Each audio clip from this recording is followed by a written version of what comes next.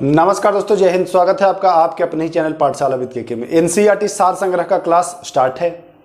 उसी क्रम में आज का जो वीडियो होगा वह होगा महाजनपद काल। जी हाँ, चाहे आप बिहार पुलिस का एग्जाम दे रहे हो या बिहार सब इंस्पेक्टर या बिहार एसएससी या यूपी पुलिस, आपको पता है दोस्तों कि एनसीईआरटी सार से जो है प्रश्न डायरेक्ट आपको देखने को मिलता है। आपने पिछले जो एग्जाम हुए हैं उसमें देखा भी होगा।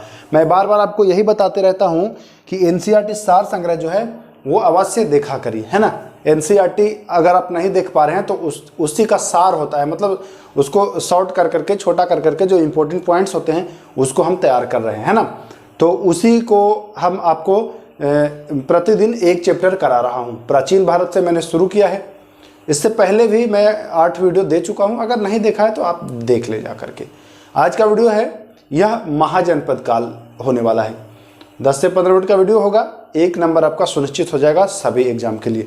तो आप लोग का एक कहना और भी था कि सर फ़ॉन्ट थोड़ा बड़ा करें क्योंकि देखने में थोड़ी तकलीफ हो रही है, तो आज से आपको फ़ॉन्ट भी बड़ा दिखाई देगा। पहला प्रश्न देखिए आपके सामने ये रहा, प्रथम मगध साम्राज्य का उत्कर्ष किस शताब्दी में हुआ था। तो प्रथम मगध साम्राज्य का उत्कर्ष जो है वह ईस्वी पूर्व 6ठी शताब्दी, है ना, यानी 6ठी ईस्वी पूर्व में हुआ था। 6ठी शताब्दी ईस्वी पूर्व, 600 ईसा पूर्व ये कह सकते हैं। प्रश्न संख्या 2, मगध साम्राज्य का वास्तविक संस्थापक कौन था। तो मगध साम्राज्य का वास्तविक संस्थापक जो है वह है बिंबिसार। यह हर्यंक वंश का है। उसकी राजधानी राजगृह थी, है ना। ईस्वी की बात की जाए तो 544 ईस्वी पूर्व, ध्यान दीजिएगा, ठीक ना। चले आगे, अगला प्रश्न आपके सामने ये रहा, गोदावरी नदी के तट पर स्थित महाजनपद का क्या नाम था।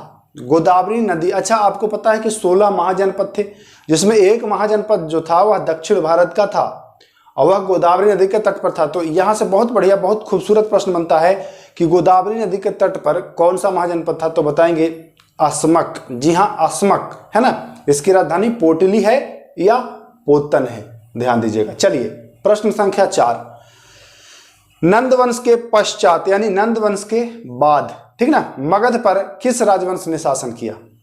तो आपको पता है कि नंद वंश के बाद मौर्य वंश का शासन आया था, ठीक ना। याद कैसे करते हैं, देखिए आप याद करिएगा, हा से हर्यंक हो जाएगा, उसके बाद आ जाएगा सी, है ना, उसके बाद आ जाएगा ना, उसके बाद आ जाएगा मौर्य, हसीन मौर्य, यही याद रखिएगा, चारों आपको याद हो जाएगा। हर्यक वंश, शिशुनाग वंश, नंद वंश और मौर्य वंश। हसीन मौर्य, आपको इतना याद रखना है तो आपको याद हो जाएगा। तो ये पूछ रहा है कि नंद वंश के पश्चात यानी बाद, तो पश्चात यानी बाद कौन सा वंश आ जाएगा भैया, तो मौर्य वंश। मौर्य वंश की स्थापना आपको पता है चंद्रगुप्त मौर्य ने की है, ध्यान दीजिएगा। चलिए आगे, पाटलिपुत्र को किस शासक ने सर्वप्रथम अपनी राजधानी बनाई। पाटलिपुत्र को किस शासक ने सर्वप्रथम अपनी राजधानी बनाई। तो भैया पाटलिपुत्र को उदयन ने, किसने, उदयन ने अपनी राजधानी बनाई, ठीक ना। तो ध्यान दीजिएगा, महत्वपूर्ण प्रश्न है और बहुत बार पूछा गया है। देखिए ऐसे ही प्रश्न इसमें मैं लाया हूं और एनसीईआरटी में आपको पता है कि ऐसे ही प्रश्न हैं जो लगभग सारे एग्जाम में आपको देखने को मिल जाते हैं, तो इसलिए ये देख लीजिएगा। और हाँ, एक चीज मैं और बता दूं, अगर इसका पीडीएफ चाहिए तो आप लोग कमेंट करते हैं कि सर पीडीएफ, तो पीडीएफ के लिए आप हमारे टेलीग्राम से जुड़िए। और टेलीग्राम से कैसे जुड़ेंगे, टेलीग्राम का लिंक इसी वीडियो के डिस्क्रिप्शन में है। डिस्क्रिप्शन जब चेक करेंगे तो डिस्क्रिप्शन में टेलीग्राम, ज्वाइन माई टेलीग्राम लिख करके उसका लिंक है, वहां से आप ज्वाइन कर जाइए। और नहीं तो आप टेलीग्राम में सर्च करिएगा पाठशाला विद केके, यही लाल वाला लोगो आपको दिखाई देगा जो यूट्यूब का लोगो है। लगभग 4500 प्लस बच्चे जुड़े हैं उसमें, आप भी जुड़िए और उसमें आपको पीडीएफ निःशुल्क मिल जाएगा, कोई चार्ज नहीं लगता है, यहाँ सब कुछ निःशुल्क दिया जाता है ना।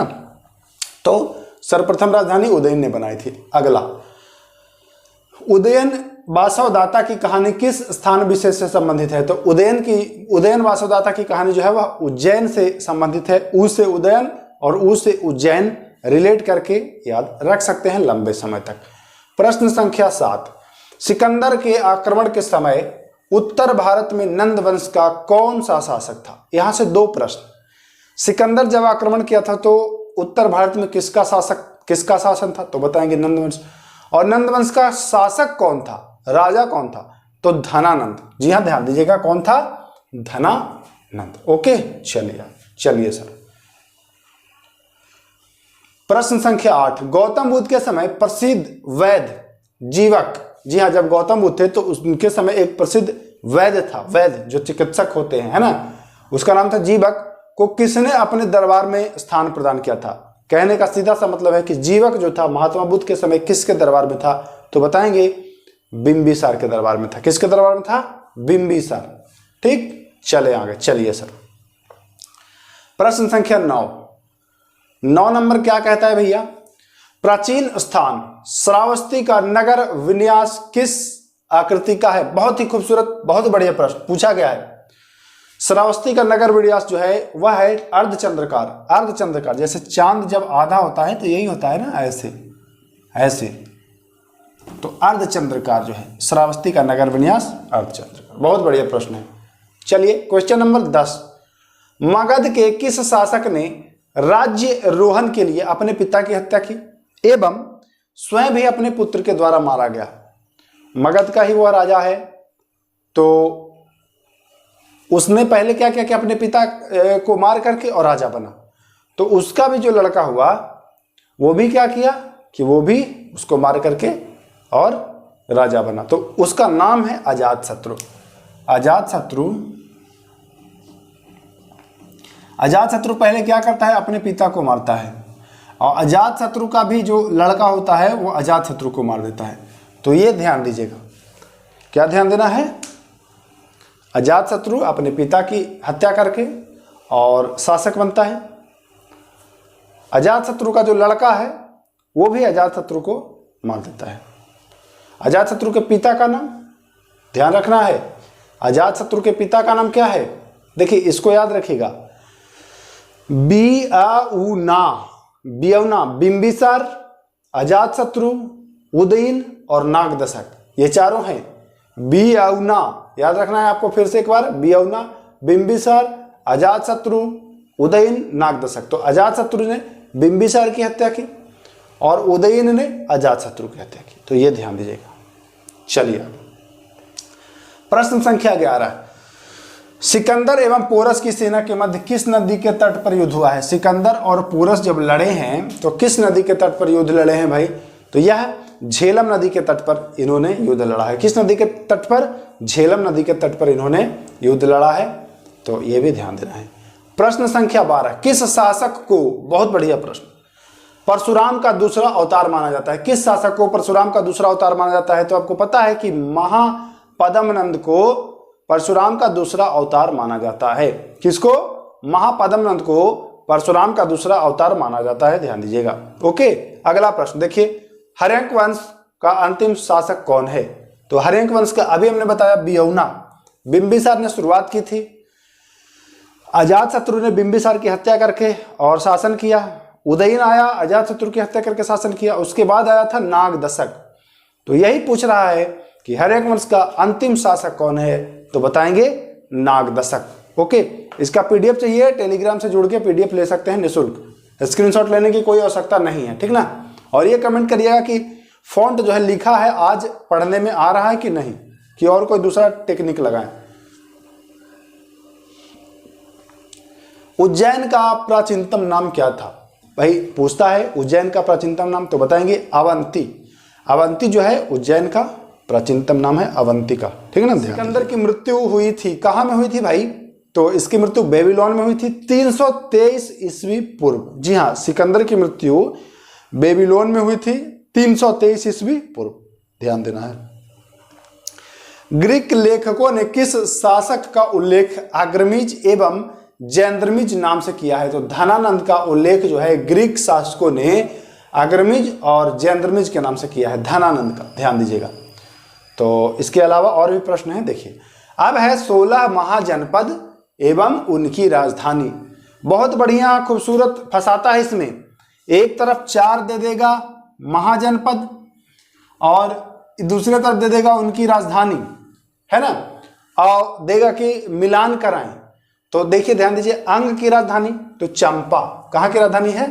अंग की राजधानी जो है वह चंपा है। कैसे याद करिएगा, देखिए हमने यहाँ अंग लिख दिया, अंग ऐसे लिख दिया, तो आप भी चंपा ऐसे लिखिएगा। और ध्यान दीजिएगा कि अंग पर भी एक बिंदी था और चंपा पर भी एक बिंदी था, ऐसे करके याद कर लीजिएगा, ठीक ना, ऐसे करके याद कर लीजिएगा। मगध की राजधानी आपको पता ही है, गिरिब्रज या राजगृह, है ना, बहुत फेमस है।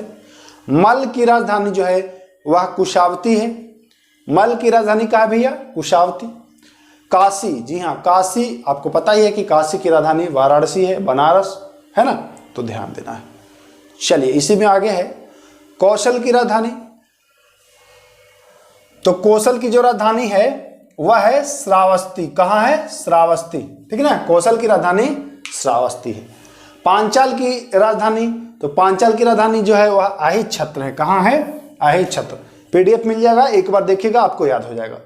कुरु की राजधानी भाई इंद्रप्रस्थ है। बज्जी की राजधानी तो वैशाली है। मत्स्य की राजधानी तो विराटनगर है। वत्स की राजधानी कौशाम्बी है। सूरसेन की राजधानी मथुरा है।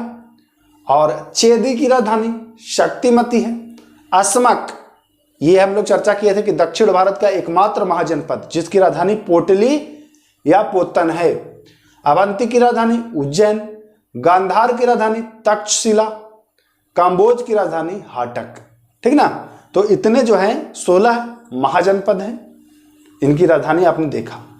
अब एक प्रश्न पूछता है कि इनमें से जो 16 महाजनपद है, इनमें से किस किस महाजनपद में गणतंत्रात्मक व्यवस्था था, मतलब गणतंत्र वाली व्यवस्था थी। देखिए उस समय भी गणतंत्र व्यवस्था थी भारत में, और वो 2 जगह है, वज्जी और मल। जी हाँ, वज्जी और मल। बहुत सारी किताबों में मल को नहीं दिया है, लेकिन मल भी याद रखिएगा। वज्जी की राजधानी वैशाली और मल की राजधानी कुशावती। तो वैशाली जो है बिहार का ऐसा स्थल है, ऐसा महाजनपद है वज्जी, जहां आज के कई हजार वर्ष पहले भी वहां गणतंत्र था। यह भी ध्यान रखना है आपको। बौद्ध ग्रंथ के अनुसार 16 महाजनपद का उल्लेख कहाँ मिलता है, मतलब बौद्धों के किस ग्रंथ से हमें 16 महाजनपद के बारे में जानकारी मिलती है, तो बताएंगे अंगुत्तर निकाय। कैसे? अंगुत्तर निकाय। और अगर पूछे कि जैन धर्म में किस पुस्तक से हमें 16 महाजनपदों की जानकारी मिलती है, जैन धर्म पर मैंने जब वीडियो दिया है आपको तो ये कराया है प्रश्न, इसका कमेंट करिए आप लोग, आपको इसका कमेंट करना है हर हाल में। तो इतने ही प्रश्न थे दोस्तों महाजनपद से जो इंपॉर्टेंट थे, जो आपके एग्जाम के दृष्टिकोण से महत्वपूर्ण थे। एक बात मैं और कर दूं कि अगर आप लोग चाह रहे हैं कि एनसीईआरटी पूरा सारा सब्जेक्ट मैं करा दूं, तो वीडियो को ज़्यादा से ज़्यादा शेयर करिएगा, ताकि मैं एक दिन में 2-2 वीडियो आपको उपलब्ध कराना शुरू करूं। क्योंकि देखिए बहुत सारे चैप्टर हो जाएंगे, है ना। तो अगर ज़्यादा संख्या में आप लोग देखेंगे, शेयर करेंगे, तो मैं थोड़ा ऊर्जा से भर जाता हूं। जब आप लोग वीडियो को देखते हैं, थोड़ा सा लाइक शेयर करते हैं, तो अंदर से ऊर्जा मिलता है। जब ऊर्जा मिलता है तो काम करने की और इच्छा होती है ना। तो वीडियो को शेयर लाइक करिएगा, तो मैं एक दिन में 2-2 क्लास आपको एनसीईआरटी सार संग्रह का देने की भरपूर कोशिश करूंगा। तो अगर वीडियो अच्छा लगे तब, अगर खराब लगे तो लाइक के बगल में एक डिसलाइक का बटन होता है, उसको दबा सकते हैं। कमेंट में अगड़म बगड़म लिख सकते हैं, कोई दिक्कत नहीं। मुझे पता है कि जब मैं उस योग्य नहीं हूं कि आपको आपके मंजिल तक पहुंचा सकूं, तो मुझे पढ़ाने का कोई हक नहीं है। जी हाँ दोस्तों, मैं आप लोग का टाइम पास नहीं करना चाहता हूं, है कि नहीं। ऐसा नहीं कि हम आए टाइम पास की, आप लोगों ने ट्रस्ट किया है ना, तो उस ट्रस्ट पर खरा उतरना मेरी जिम्मेदारी है। तो आप लोग बस थोड़ा प्यार दीजिए, मैं एक दिन में 2 क्लास 3 क्लास मैक्सिमम देने की कोशिश करूंगा। फिर मिलेंगे, नमस्कार, जय हिंद।